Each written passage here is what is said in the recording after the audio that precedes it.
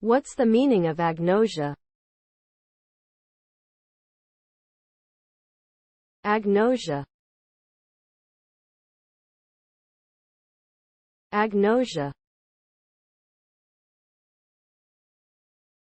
Agnosia.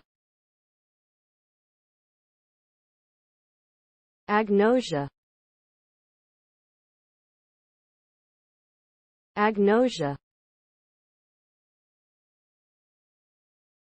Agnosia is a neurological disorder that affects a person's ability to recognize sensory stimuli, such as objects, sounds, or smells.